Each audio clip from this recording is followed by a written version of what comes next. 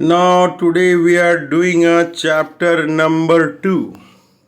ये chapter number 2 हम लोग देख रहे हैं डिफेंस फोर्सेस और arm forces of India. What are the arm forces? ये है किस चैप्टर का है, ये कौन से क्लास का है? तो ये है सोशल साइंस का है. ये चैप्टर नंबर क्या है? Chapter number is 2. For which class? So this is for class 5. ये क्लास 5 का सोशल साइंस है. What is the chapter number? इसका चैप्टर नंबर क्या है? Chapter number is 2. 2 नंबर इसका चैप्टर है. अब कोई पूछेगा कि इस चैप्टर का नाम क्या है, तो आप कहिएगा डिफेंस फोर्सेस. इस चैप्टर का नाम क्या है? डिफेंस. डिफेंस माने रक्षा करना, ठीक है, रक्षा, डिफेंस फोर्सेस, डिफेंस. और क्या है ये? डिफेंस फोर्सेस के अलावा और क्या कहेंगे? Arm forces. ऐसा फोर्सेस जिसके पास आर्म्स रहता हो उसको बोलते हैं आर्म्ड फोर्सेस. कहाँ का आर्म फोर्सेस है? तो हम लोग बोलेंगे आर्म फोर्सेस ऑफ इंडिया. आगे लिखा है what are the arm forces. कर रहा है what are the arm forces. ये आर्म फोर्सेस जो है क्या होता है? हम लोगों ने डायग्राम बनाया था. इसका डायग्राम बनाया था. ये दिस वन, ये जो है इसका डायग्राम हम लोग जो है होमवर्क में हम लोगों ने वी हैव डन. जिसने नहीं किया है ये homework, please you must do. This is for class 5 and social science and from chapter number 2. So you have to make this diagram. इस डायग्राम को क्या करना है? बनाने की कोशिश करना है. और जो है you have to send in WhatsApp group में भेजना है. तो वी हैव सीन, हम लोगों ने देखा है, ये आर्म फोर्सेस हैं, सैनिक है. यहाँ पे एक और डायग्राम है, देखिए यहाँ पे some more diagram is there. देखिए यहाँ पे flag is there, national flag is there and some arm forces is there. And they are celebrating some events in which they have also taken the flag of country. तो इस chapter का नाम क्या है? सबसे पहले तो नाम याद करना है. तो इस चैप्टर का नाम है, हम लोग कहेंगे डिफेंस फोर्सेस. कौन सा फोर्सेस? Defence forces. और इसके अलावा इसे क्या कह सकते हैं? तो इसे कहेंगे आर्म्ड फोर्सेस. इसे क्या कहेंगे? इसे आर्म्ड फोर्सेस कहेंगे. कहाँ की आर्म्ड फोर्सेस है ये? तो we will say armed forces of India. Armed forces of India है. आगे कह रहे हैं what are the armed forces. कह रहा है ये आर्म फोर्सेस जो है क्या होता है? What are the armed forces. Arm forces जो है ये क्या होता है? हम लोगों ने अभी तक क्या देखा? Till now we have seen the name of chapter is defence forces. Chapter का नाम क्या है? डिफेंस फोर्सेस है. डिफेंस फोर्सेस के अलावा भी हम लोग कहते हैं, और क्या कहते हैं? इसे कहते हैं आर्म्ड फोर्सेस. कहाँ की है ये आर्म्ड फोर्सेस? तो हम लोग बोलेंगे we will say armed forces of India. कहाँ की है ये? इंडिया की है. तो आर्म फोर्सेस की बात जब हो रही है, डिफेंस फोर्सेस की जब बात आ रही है, तो एक प्रश्न आता है. क्या प्रश्न आता है? प्रश्न ये आता है कि what are the armed forces, ये आर्म्ड फोर्सेस है, ये क्या होते हैं। अब ये जो है यहाँ पे देखिए एक बालक का फोटो बनाया हुआ है। क्या कर रहा है ये बालक? Get set go. क्या कर रहा है ये कर रहा है, मेरे साथ आप बोलिए, गेट सेट गो। क्या कर रहा है ये? कर रहा है गेट सेट गो, कर रहा है आगे बढ़ने के लिए। अब ये देखिए कर रहा है what is happening in this picture. ये जो पिक्चर है ये 1 2 3 सोल्जर है, यहाँ पे आर्म फोर्सेस है। कह रहा है what is happening in this picture. इस पिक्चर में क्या हो रहा है हम लोग को यहाँ पे लिखना है। We have to write what is happening in this picture. Here what we have to do, क्या करना है हम लोग को यहाँ लिखना है। क्या लिखना है? What is happening in this picture. इस पिक्चर में क्या हो रहा है ये हम लोग को लिखना है। आगे देखते हैं क्या लिखा है। लिखा है द आर्म फोर्सेस आर। कह रहा है यहाँ पे the arm forces are organizations created for organization created for the purpose of national defense against threats and internal conflicts। कह रहा है कि थ्रेट्स जो बाहर से चुनौती होती है, इंटरनल कन्फ्लिक्ट्स जो भीतरी विवाद होता है, जाति संबंधी विवाद होता है, धर्म संबंधी विवाद होता है, ऊंच नीच संबंधी विवाद होता है। Whatever internal conflicts is there and external threat is there, arm forces help. What is the arm forces? Arm forces क्या है ये देखिए, आर्म फोर्सेस क्या है यहाँ पे लिखा हुआ है। The arm forces are organisations. ये क्या है? ऑर्गेनाइजेशन है, एक संस्था है। क्रिएटेड, इसको उत्पन्न किया गया है। क्रिएटेड क्यों किया गया है?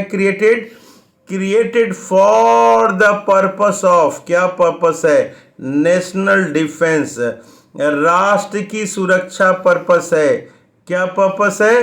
राष्ट्र की सुरक्षा। नेशनल डिफेंस है। नेशनल डिफेंस अगेंस्ट, किसके अगेंस्ट है ये? अगर कोई एक्सटर्नल थ्रेट है, बाहर से कोई चेतावनी है, बाहर से कोई खतरा है, एक्सटर्नल थ्रेट्स एंड और क्या है? इंटरनल कॉन्फ्लिक्ट्स है। आपस में रहने वाले के बीच अगर कन्फ्लिक्ट हो जाता है, जाति से कन्फ्लिक्ट हो जाता है, धर्म से कन्फ्लिक्ट हो जाता है, अमीरी गरीबी से कन्फ्लिक्ट हो जाता है, इंटरनल कन्फ्लिक्ट्स, तो उसमें आर्म फोर्सेस जो है ये मदद करती हैं। तो क्या है ये arm forces? Arm forces are organisations. क्या है ये? ऑर्गेनाइजेशंस हैं, एक संस्था है। क्रिएटेड, इसको बनाया गया है। क्यों बनाया गया है? फॉर द पर्पस ऑफ, किस उद्देश्य से बनाया गया है? Created for the purpose of national defence, राष्ट्रीय सुरक्षा के लिए बनाया गया है। राष्ट्रीय सुरक्षा किसके खिलाफ? तो कर रहा है अगेंस्ट एक्सटर्नल थ्रेट, जो बाहरी थ्रेट है, जो बाहरी चेतावनी है, जो बाहरी आपका थ्रेट हो सकता है, उसके लिए है। और क्या है? इंटरनल कॉन्फ्लिक्ट से ये बचने के लिए है। आगे हम लोग और देखते हैं क्या लिखा हुआ है। लिखा है आगे, कह रहे हैं arm forces might include some or all the following institutions. कह रहा है यहाँ पे आर्म फोर्सेस के बारे में कह रहा है। किसके बारे में बोल रहा है?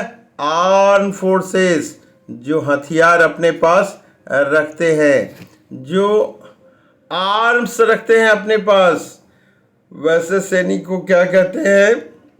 ऐसे सैनिक को कहते हैं आर्म फोर्सेस कहते हैं। ऐसे सैनिक को क्या कहते हैं?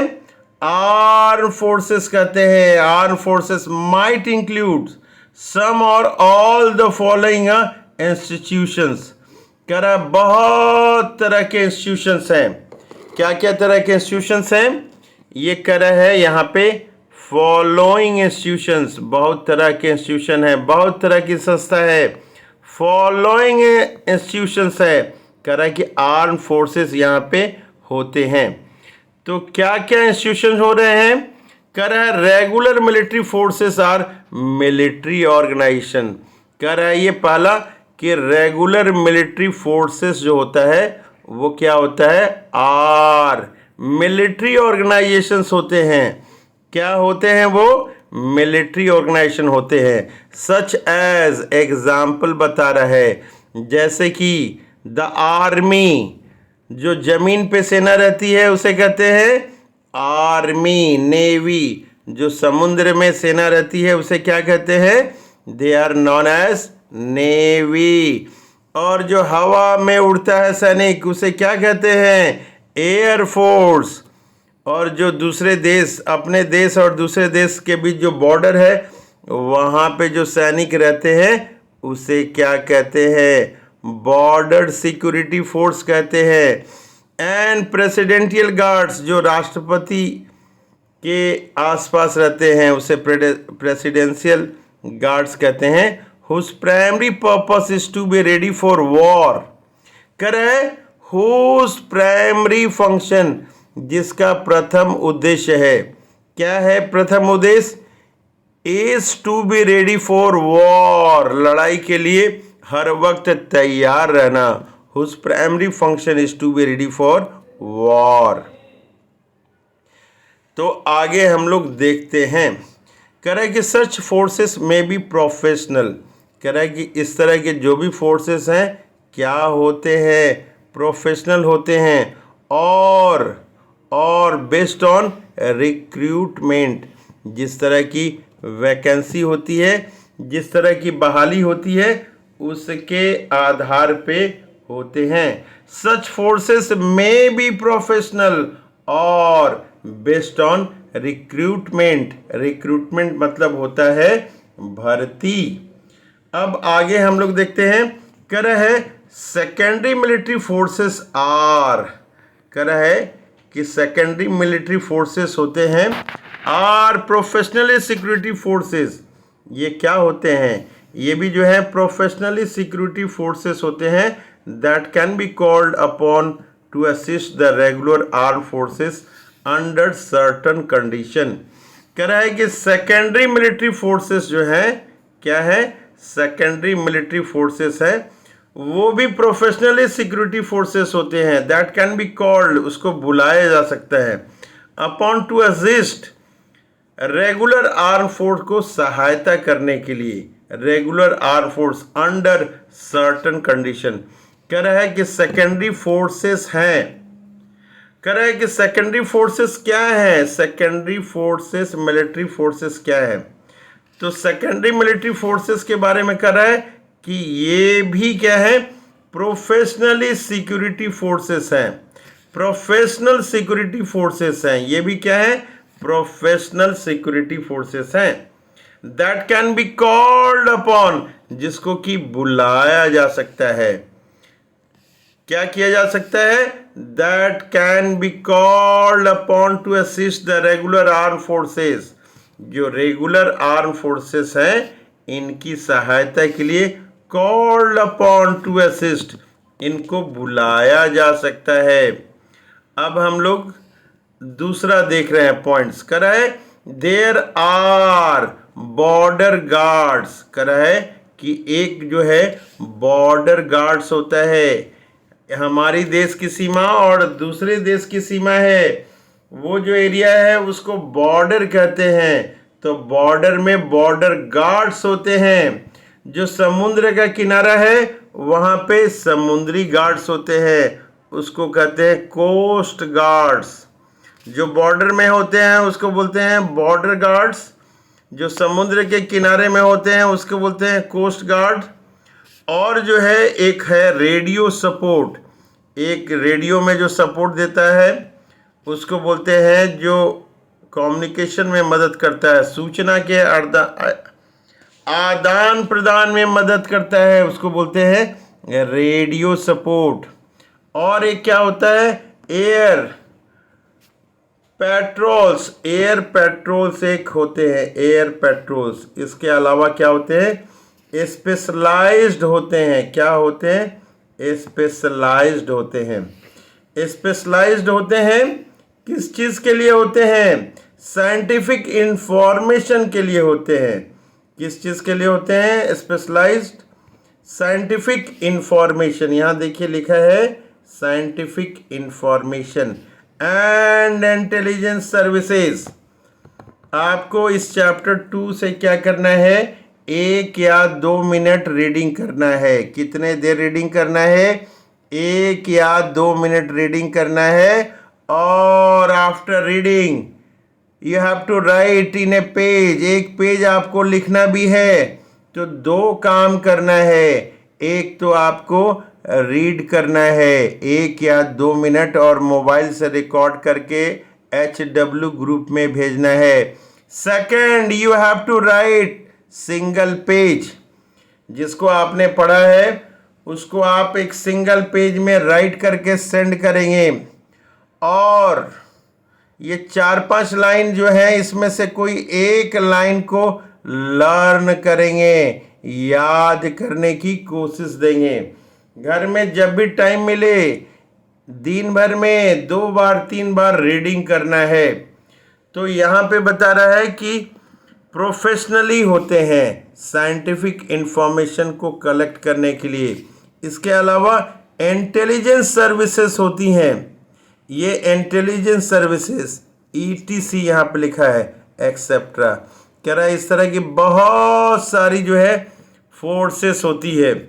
आगे बता रहा है कि सर्च फोर्सेस में भी मिलिट्री और सिविलियन फोर्सेस 2 तरह की हो सकती हैं।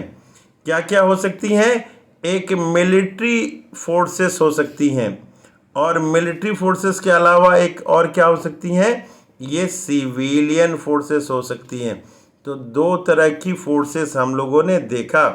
One is a military forces, एक क्या होता है, मिलिट्री होता है और दूसरा क्या होता है, सिविलियन होता है। तो एक मिलिट्री फोर्सेस है और दूसरा क्या है, सिविलियन है। एंड और क्या कर रहा है, may be subject to military discipline. कह रहा है कि ये जो है मिलिट्री डिसिप्लिन जो है ये सारे मेंटेन करते हैं। ये सारे क्या है, मिलिट्री के जो रूल्स होते हैं, रेगुलेशन होते हैं, उसको क्या करते हैं, ये मेंटेन करते हैं। मे बी सब्जेक्टेड टू, क्या लिखा है, may be subjected to military discipline. ये क्या करते हैं, मिलिट्री डिसिप्लिन को फॉलो करते हैं। अब आगे लिखा है रिजर्व मिलिट्री फोर्सेस आर, किसके बारे में कर रहा है। अब ये कर रहा है रिजर्व मिलिट्री फोर्सेस के बारे में कह रहा है। क्या कर रहा है, कर रहा है कि रिजर्व, ये क्या कर रहा है कि reserve military forces are composed of either, क्या चीज़ के ये कंपोज्ड होते हैं, either volunteers. Volunteers, what is volunteer, volunteer मतलब स्वयं सेवक, जो अपनी इच्छा से आए हैं उसे वॉलंटियर्स बोलते हैं।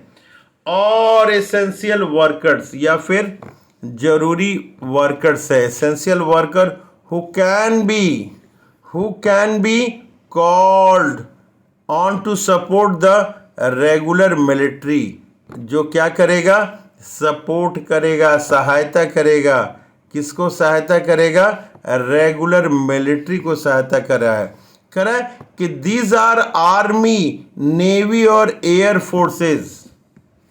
कह रहा है कि दीज आर, ये क्या हो सकते हैं, तो ये कह रहा है ये आर्मी के हो सकते हैं। क्या कर रहा है, ये आर्मी के हो सकते हैं या नेवी के हो सकते हैं और एयर फोर्स रिजर्व्स हो सकते हैं। ये क्या होते हैं? ये एयरफोर्स रिजर्व हो सकते हैं।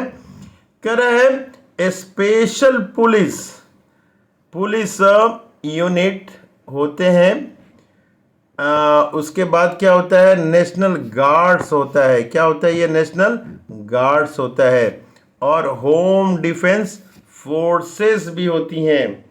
एक ये क्या है? Now we are watching two types of guards. यहां देखिए दो तरह के गार्ड में दाग लगाया गया है। एक है नेशनल गार्ड्स और दूसरा है home defence forces.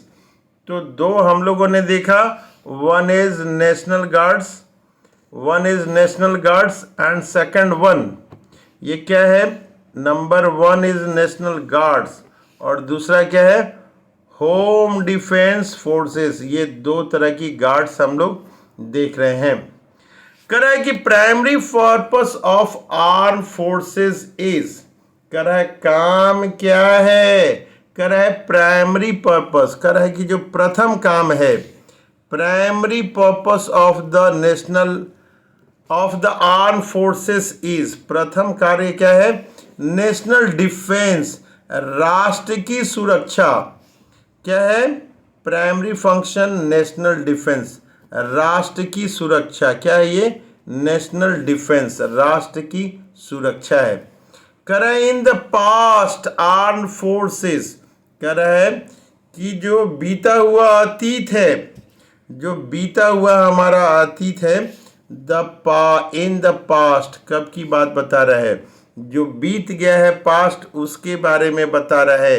In the past the arm forces played, कह रहा है कि पास्ट में जो है, जो समय बीत गया है उसमें आर्म फोर्सेस प्लेड, ये आर्म फोर्सेस ने काफ़ी अच्छा काम किया है। A border role not only protecting the national territory from invasion but also potentially, कह रहा है कि ये जो है बॉर्डर रोल होता है, बॉर्डर पे रोल होता है, वो किसी को आने दूसरे देश के व्यक्तियों को नहीं देता है। बॉर्डर रोल कह रहा है नॉट ओनली प्रोटेक्टिंग द, कह रहा है कि केवल जो है नेशनल टेरिटरी को ही नहीं बजाता है। इन्वेशन जब कोई भीतर आ जाता है हमारे सीमा में, उसको इन्वेशन कहते हैं। नेशनल टेरिटरी, जो हमारा राष्ट्रीय टेरिटरी है, हमारी जितनी भूमि है नेशनल टेरिटरी, उसमें कोई आक्रमण करे या फिर भीतर आ जाए, घुस जाए, उसको इन्वेशन कहते हैं। फिर next, but also potentially conducting a offensive warfare. कर है हाउएवर इन प्रेजेंट डे, कर है आजकल, however in present day international affair offensive warfare has become rare, कर है कि ये जो है ये आजकल रेयर हो गया है। An act of invention are illegal, और दूसरे की सीमा में ढुकना क्या किया गया है? इन्वेंशन, दूसरे की सीमा में ढुकना, इन्वेंशन आर इलीगल, इसको क्या किया गया है? इलीगल घोषित किया गया है। किसके तहत किया गया है illegal? Under international law, international law बनाया गया है जिसमें कोई दूसरे की देश की सीमा में नहीं जाएंगे। कर है एज ए रिजल्ट, इसके परिणाम स्वरूप द आर्म्ड, कर है the arm forces usually now focus on national defence. तो ये क्या कर रहा है? As a result arm forces usually now focus on national defence. तो आर्म फोर्सेस क्या करता है काम? वो नेशनल डिफेंस का काम करता है, राष्ट्रीय सुरक्षा का ये काम करता है, नेशनल डिफेंस। अब हम लोग ये देखते हैं, आगे हम लोग कुछ देखने की कोशिश करते हैं। कर आर्म फोर्सेस आर ऑल्सो, ये आर्म फोर्सेस के बारे में बता रहा है। हम लोगों ने जैसा कहा we have to do 1 minute reading करना है।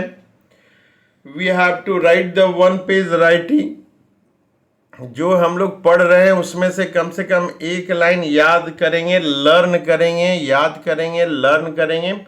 तो तीनों होमवर्क हम लोग को we have to do every day. We have to send each work homework in our homework group only, not here and there.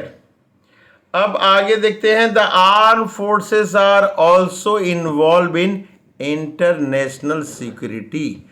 अब देखिए ये क्या है, कर है आर्म फोर्सेस के बारे में फिर एक नया काम ये बताया गया है। The arm forces are also involve, ये सम्मिलित होते हैं। क्या चीज़ में सम्मिलित होते हैं? इंटरनेशनल सिक्योरिटी में सम्मिलित होते हैं। फॉर एग्जाम्पल, उदाहरण के लिए, in peace keeping and peace support mission, कहीं पे भी शांति स्थापित करना है। Peacekeeping and peace support mission, कहाँ पे? Peace support mission. And international responses to transnational security threat, ये है transnational. Now we have to concentrate transnational security threats, जो दूसरे देशों से आ रही है। क्या आ रही है? सिक्योरिटी थ्रेट्स आ रही है, such as arms proliferation, terrorism and organised crime among others. तो यहाँ पे जो है ऑर्गेनाइज क्राइम को भी रोकने का काम करता है। ऑर्गेनाइज क्राइम मतलब सुनियोजित तरीके से, प्लान्ड वे में क्राइम करना, इसको कहते हैं ऑर्गेनाइज्ड क्राइम। अब आ रहा है इंडियन आर्मी। हम लोगों ने बताया है आर्मी क्या है? जो जमीन पे सैनिक रहेंगे। The arm forces that are acting on land, जो जमीन से ही जो है, जमीन से जमीन पे वॉर करते हैं, सुरक्षा देते हैं, उसे आर्मी बोलते हैं। और जो समुद्र में रहते हैं ऐसे सैनिक को क्या कहते हैं? दे आर कॉल्ड नेवी कहते हैं। और हवा में जो सैनिक रहते हैं उसे क्या कहते हैं? एयर फोर्स कहते हैं। Now we will concentrate on Indian army.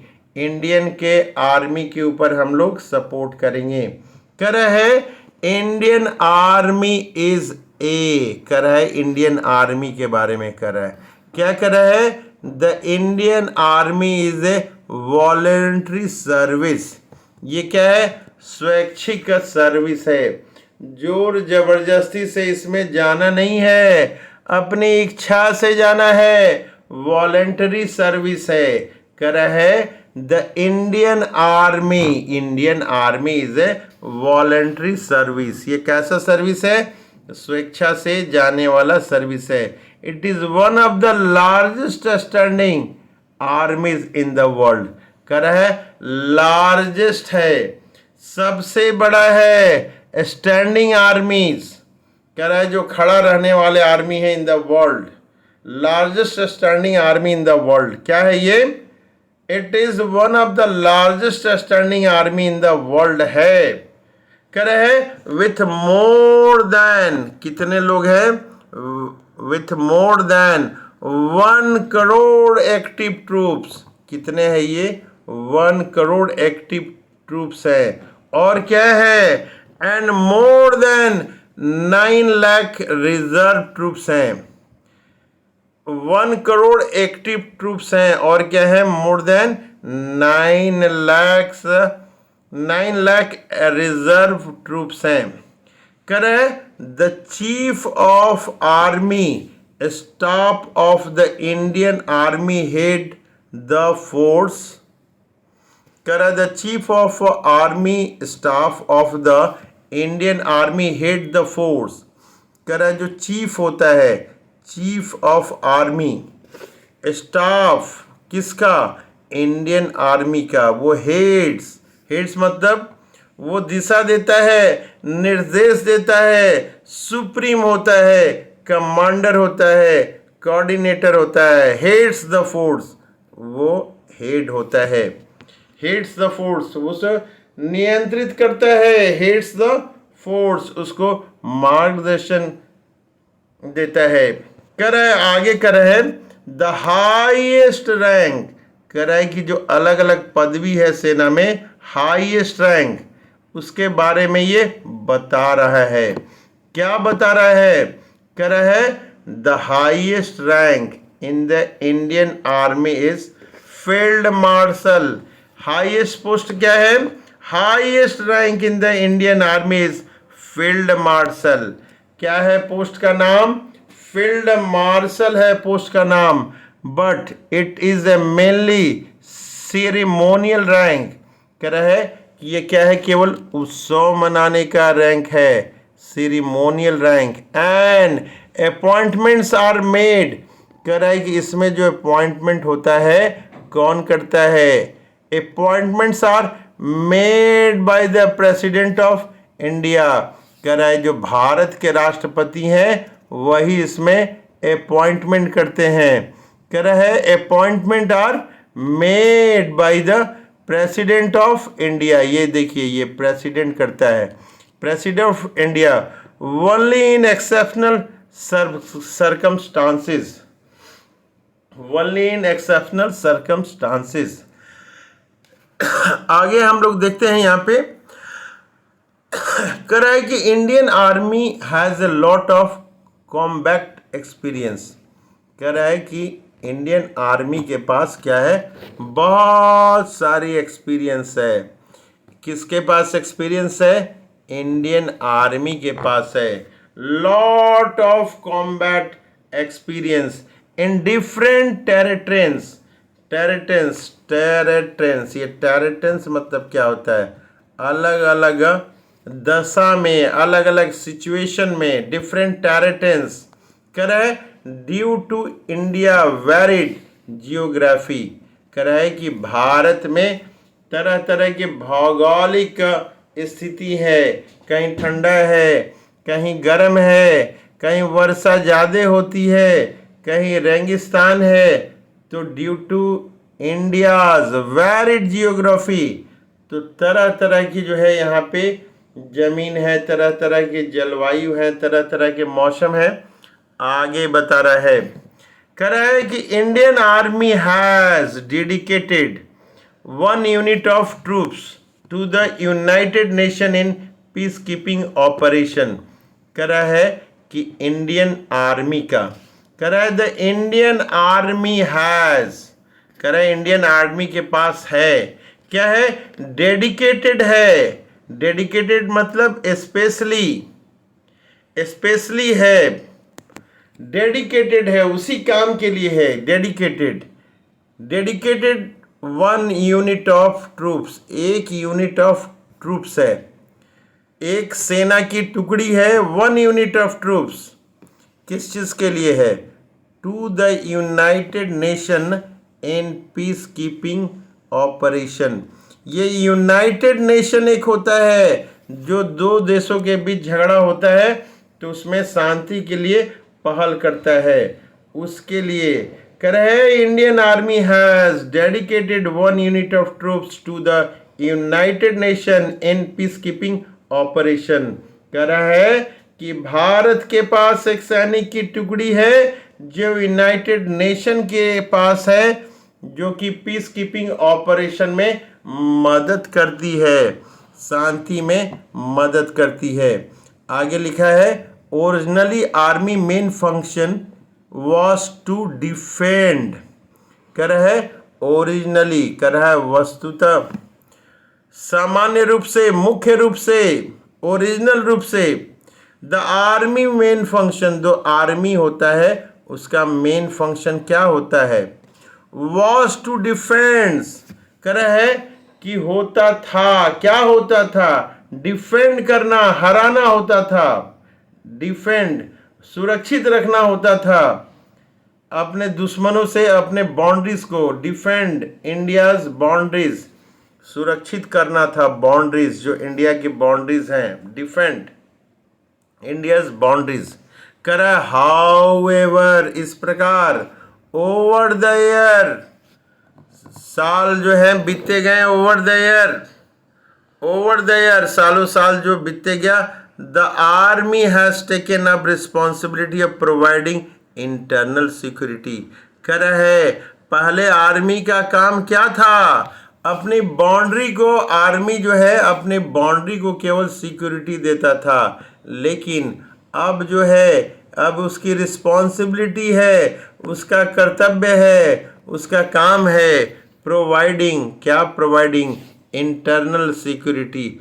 अपने देश में भी शांति व्यवस्था बने रहे, तो अपनी देश की सीमा के साथ साथ भीतरी जो सिक्योरिटी है, इंटरनल सिक्योरिटी को भी देखभाल करना अब सेना का काम हो गया है। अब आगे हम लोग देखते हैं।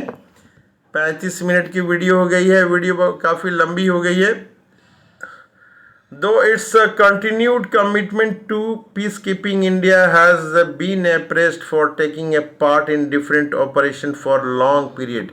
कह रहा है कि though its continued commitments, कह रहा है कि जो भारत का वादा है, continued commitment to peace keeping India, peace keeping India, ये जो है शांति बहाल के लिए peace keeping India has been appraised, शांति बहाली में जो है अप्रेस्ड, इसकी प्रशंसा की गई है। क्यों की गई है? For taking parts in different operation for long periods.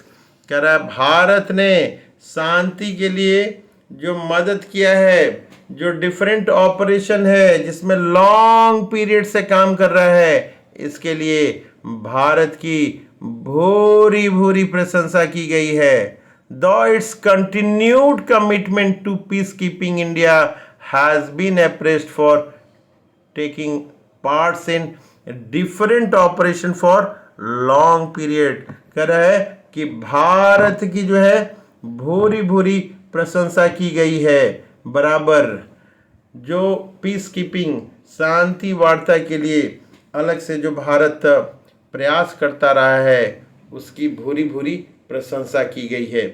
ये डायग्राम अगर संभव हो तो हम लोग बना के डालने की कोशिश करेंगे। ये एच वर्क हो गया और ये डायग्राम हम लोग बनाने की कोशिश करेंगे।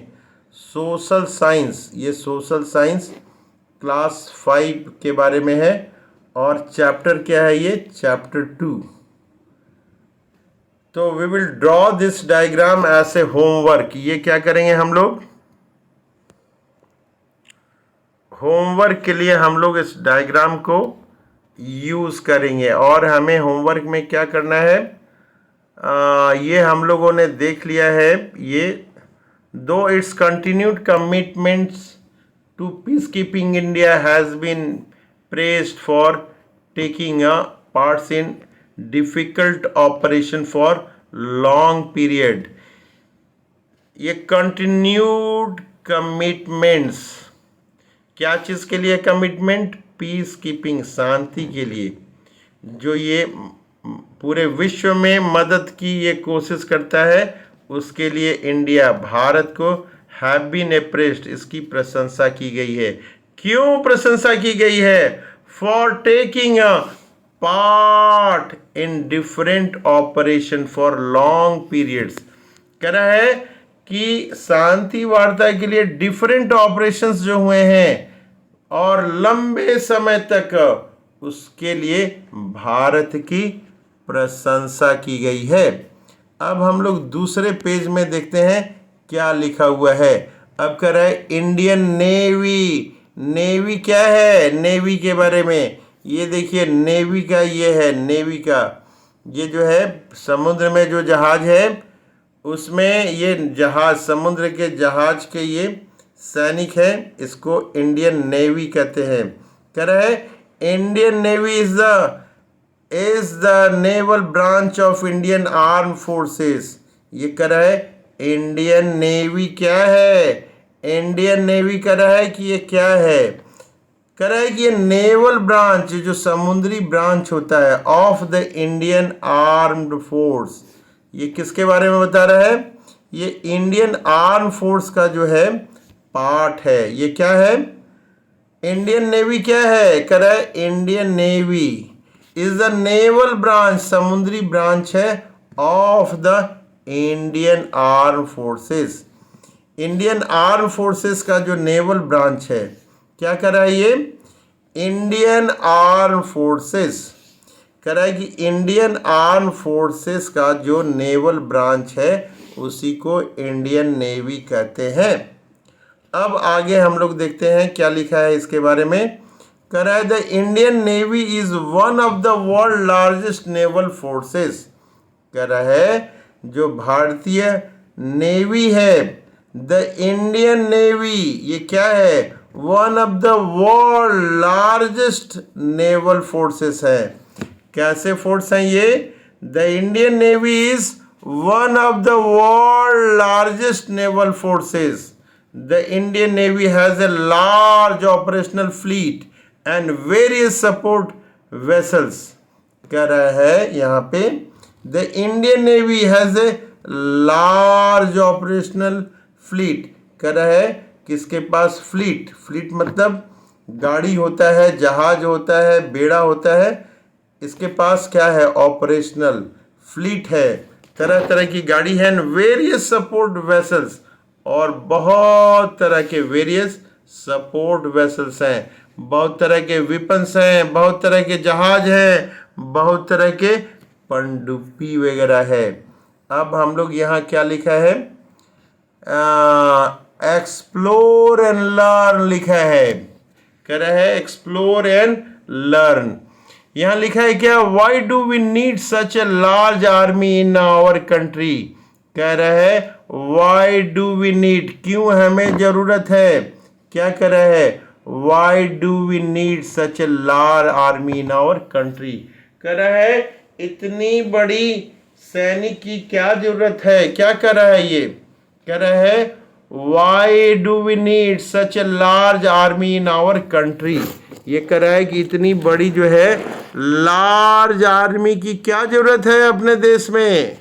Why do we need such a large army in our country? क्या कह रहा है, कह रहा है क्यों, Why do we need, क्यों हमें जरूरत है, क्या जरूरत है, सच ए लार्ज आर्मी, इतनी बड़ी संख्या में आर्मी, कहाँ पे, इन आवर कंट्री, अपने देश में। तो इसके बारे में हम लोग देखेंगे क्या जरूरत है। देखिए यहाँ पे ये एक जहाज दिखाया हुआ है, वेरी बड़ा जहाज है। अब ये देखिए इंडियन एयर फोर्सेस के बारे में थोड़ा सा हम लोग देखते हैं, इंडियन एयर फोर्स के बारे में देख रहे हैं। कह रहे हैं Indian air force is the air branch of the Indian arm forces.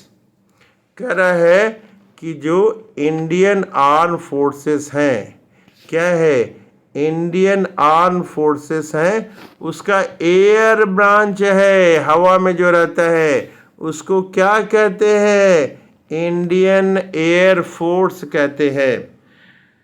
The Indian air force is the air branch of the Indian arm forces. कह रहा है इट्स मेन रिस्पॉन्सिबिलिटी, कह रहा है इसका काम क्या है, मुख्य, its main responsibility is to protect. कह रहा है इसका मेन काम है टू प्रोटेक्ट, सुरक्षा देना। कहाँ सुरक्षा देना, to protect the Indian air space, जो भारतीय एयर स्पेस है, जो ऊपर खुला आसमान है, उसकी सुरक्षा करना।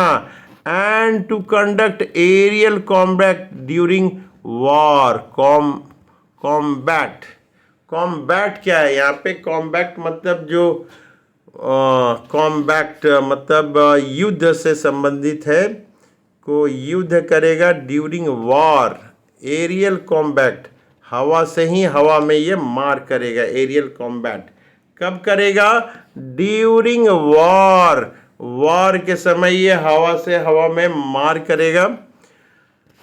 अब कर रहा है Indian air forces was officially established, ये कब एस्टैब्लिश्ड किया गया था, the Indian air force was officially established on, ये established कब किया गया था?